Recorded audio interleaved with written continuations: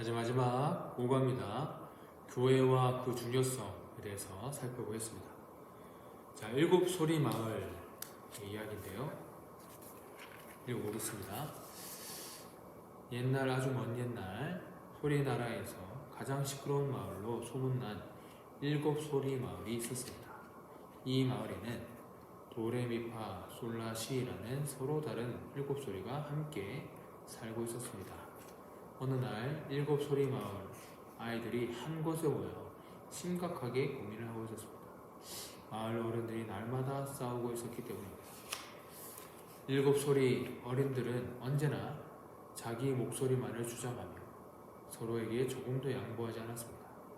그래서 일곱 소리 마을에서는 서로 다른 일곱 가지 목소리가 날마다 시끄럽게 들려왔습니다. 언제나 도도한 목소리로 도도가 자기 주장하면 쏠쏠은 웃기지 말라며 쌀쌀맞게 소리를 질렀습니다. 시시는 시시콜콜한 것까지 늘 시비를 걸었고 좀 과격한 파파는 퍽퍽 주먹까지 휘두르곤 했습니다. 한밤중에도 랄라랄라 시끄럽게 떠들기를 좋아하는 랄라, 미미한 소리에도 짜증을 잘 내며 투덜거리는 미미, 에에 소리를 지르며 언제나 남들에게 야유하는 렐레.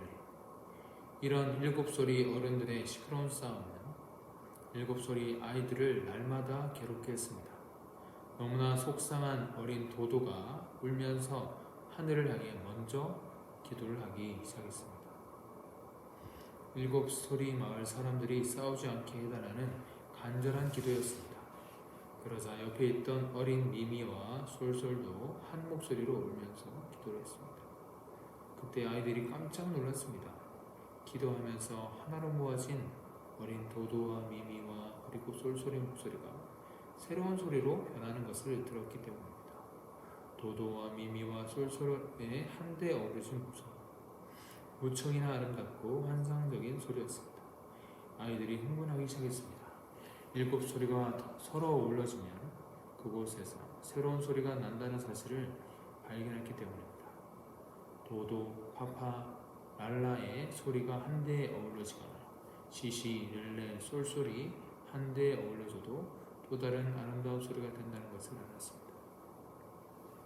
더 놀라운 것은 이렇게 서로 어우러진 소리들이 또 다시 어우러지며 아름다운 하모니가 생긴다는 것이었습니다. 그렇습니다. 소리 아이들이 발견한 것은 바로 화음이었습니다. 화음을 발견한 일곱 소리 아이들은 아름다운 노래를 부르며 어른들이 있는 곳으로 행진을 했습니다.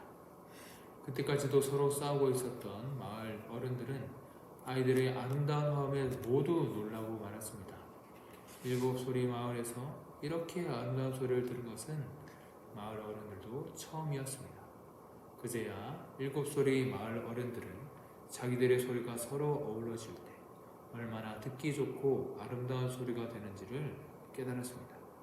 그 뒤로 일곱 소리 마을에서 시끄러운 소리는 더 이상 들리지 않았습니다.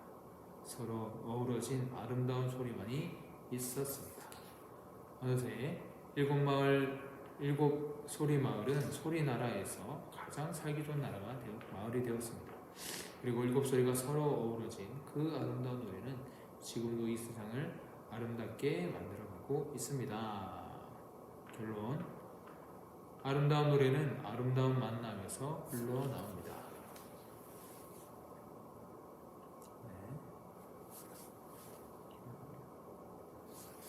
아름다운 만남의 장로. 자, 이 세상의 노래만큼 아름다운 소리는 없을 것입니다. 참 신기한 것은 복잡하게 그려진 수많은 음표와 쉼표들 가운데서 이런 아름다운 노래 소리가 나온다고 하는 것입니다. 그것은 서로 다른 일곱 소리가 하나의 노래가 되어 아름다운 조화를 이루기 때문입니다. 교회도 이와 마찬가지입니다. 일곱 소리에서 소리에게 오선지가 그려진 앞에는 아름다운 만남의 장이 되듯이 신앙인들에게도 그리스도가 세우신 교회는 아름다운 만남의 장소입니다. 한 사람이 예수를 믿으면 그 시간부터 세상을 떠날 때까지 교회와 끊을 수 없는 관계를 맺게 됩니다. 하나님의 자녀에게 교회란 신앙의 어머니이며 요람입니다. 엄마 품을 떠난 갓난아기가 사람은 낳을 수 없는 것처럼 신자는 교회를 떠나서는 건강한 신앙을 유지할 수 없습니다. 지상 교회가 비록 완전하지 못하고 종종 통탄할 만큼 타락하는 일이 있지만 그것이 교회의 존재 의미를 무너뜨릴 수는 없습니다. 우리가 교회를 긍정하든 부정하든 상관없이 신앙생활을 시작한 이상 교회 안에 있어야 하며 하나님은 교회를 통해 일하십니다. 왜냐하면 교회는 예수 그리스도의 몸이고 우리는 그의 몸에 접붙여진 지체이기 때문입니다. 그러므로 각 지체인 성도는 교회를 통해서 예수님과 관계를 이어갈 수 있으며 교회를 통해서 각 지체인 성도들 간의 교제와 협력이 이루어집니다. 그리고 교회가 무엇인가를 올바르게 이해하는 사람은 교회가 바로 우리의 삶의 현장이며 생활 영역의 중심이라는 사실을 감사하게 받아들일 것입니다. 좋습니다. 내용, 교회는 누가 세웠습니까? 자, 마태복음 16장 18절. 또 내가 내게 이르노니 너는 베드로라. 내가 이 반석 위에 내 교회를 세우리니 음부의 권세가 이기지 못하리라. 자, 교회는 예수 그리스도를 향한 바른 신앙 고백 위에 세워졌습니다. 자, 쓰세요. 다시. 교회는 예수 그리스도를 향한 바른 신앙 고백 위에 세워졌다. 자, 여기 성경 본문의 반석이 바로 신앙 고백이에요. 반석이 교회를 세운다는 거예요. 이 신앙 고백 위에 교회를 세운다는 거죠. 자, 에베소서 2장 20절. 너희는 사도들과 선지자들의 터 위에 세우심을 입은 자라. 그리스도 예수께서 친히 모퉁이 돌이 되셨다. 얘기하죠. 교회는 사도들과 선지자 터 위에 있다. 자, 이것은 신약 말씀과 구약 말씀, 사도들의 신약이고 선지자들이 구약인데 신약과 구약의 말씀 위에 세워져 있음을 강조하는 것. 교회가 말씀 위에 세워져야 함을 강조하는 것입니다. 말씀이 중요하다는 거예요. 세 번째, 사도행전 20장 28절. 여러분은 자기를 위하여 또는 온 양떼를 위하여 삼가라. 성령이 그들 가운데 여러분을 감독자로 삼고 하나님이 자기 피로 사신 교회를 보살피게 하셨느니라. 자, 교회는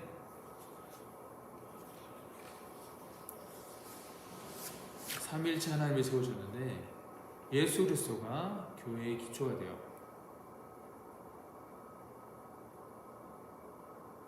그래서 성령께서 여러 직분자들을 세우시고 보호하시고 지키시고 다스리십니다. 그리고 아버지 하나님께서 교회를 주관하시는 거예요. 그래서 삼위일체가 함께 일하는 거죠. 예수 그리스도의 기초 위에 성령께서 직분자를 세우시고 하나님 아버지가 교회를 주관하신다. 자, 교회를 나타내는 또 다른 말이 있는데 첫 번째, 지역교회.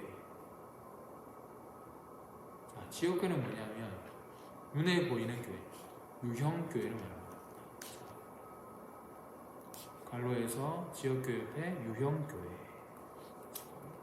자, 지역교회, 유형교회를 하나 이렇게 두신 이유는 교회는 모이는 공동체임을 알려주기 위해서, 그래서 모이는 교회다 이렇게 쓰시면 되고, 자, 우주적인 교회 옆에 갈로에서 무형교회. 자, 우주적으로 하나인 교회를 말하는 거예요. 자, 이거는 바하에서 흩어진 교회를 의미합니다. 자, 우주적인 교회 하나이기 때문에 어디에 있든지 다 하나된 교회이기 때문에 어디에 모이는 것도 중요하지만 흩어져서 그 생활권에서 삶에서 교회됨을 드러내야 한다. 갖고 얘기하는 거예요. 자, 3번 예수를 믿으면 누구든지 자연적으로 교회의 일원이 됩니다. 왜입니까? 1번 예수님과 성도의 관계 때문이다. 자, 예수님은 몸된 교회의 머리이세요. 자, 머리는 신체에서 가장 중요하잖아요. 마찬가지로 예수님은 교회에서 가장 중요한 부분입니다. 머리가 하는 역할은 명령이죠. 중추신경인데 명령을 내리는 거예요. 명령. 예수님의 명령, 하나님의 뜻, 예수님의 뜻에 순종해야 됩니다. 자, 성도의 관계. 예수님 머리면 우리는 지체죠. 자, 너희는 그리스도의 몸이요 지체의 부분이라. 성도는 지체입니다. 머리에 순종해야 됩니다. 그것이 건강한 교회, 정상적인 교회의 모습이다 라고 말하는 겁니다. 자, 그렇다면 두 번째, 성도와 성도의 관계. 이것은 고린도전서 12장 25절 몸 가운데서 분쟁이 없고 오직 여러 지체가 서로 같이 돌보게 하셨다. 같이 돌보게 하셨다. 이것은 다른 말로 사랑해야 한다 라는 말입니다. 성도는 서로 사랑해야 한다. 돌보고 사랑해야 합니다. 자, 네 번째, 교회가 해야 하는 중요한 일은 무엇인가? 마태복음 28장 19절 20절 여기에 다 나와 있는 거예요. 먼저는 예배 공동체다. 자, 예배 공동체다. 옆에 쓰세요. 교회의 본질과 정체성. 자, 교회라면 예배해야 돼. 예배가 없으면 교회의 정체성이 없습니다. 두 번째, 증거 옆에 전도 쓰시고. 자, 전도는 뭡니까? 하나님의 명령이고 우리 예배를 통해 은혜를 받았다면 자연스럽게 반응하는 것이 바로 전도라는 거예요. 전하는 거죠. 하나님의 은혜와 사랑을 전하는 거예요. 세 번째, 교제함으로 서로 사랑을 확인하는 건데 사랑의 공동체임을 확인하는 거예요. 네 번째, 봉사, 받은 사랑을 나누어야 됩니다. 사랑을 모르는 자들에게 함께 나누고, 교육과 훈련, 배우고 하는 일에 힘써야 되는 거예요. 이 일을 통해서 하나님을 바르게 정확하게 아는 과정이 되는 거예요. 그래서 교회는 이렇게 예배, 증거, 교제, 봉사, 교육이 함께 어우러져서 행할 때 교회의 참모습을 가지게 됩니다. 이상으로 이 새가족 목자의 교육을 마치겠습니다. 수고했습니다. 기도로 마치겠습니다.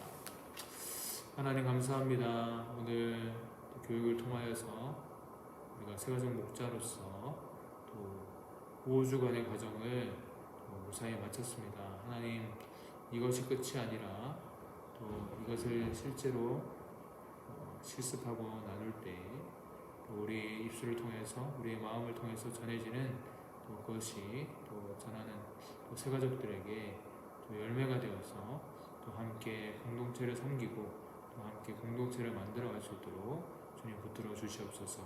함께 해주시고 우리를 사용하여 주시옵소서. 감사드리며 살아계신 예수님의 이름으로 기도드렸습니다. 아멘. 네, 수고했습니다.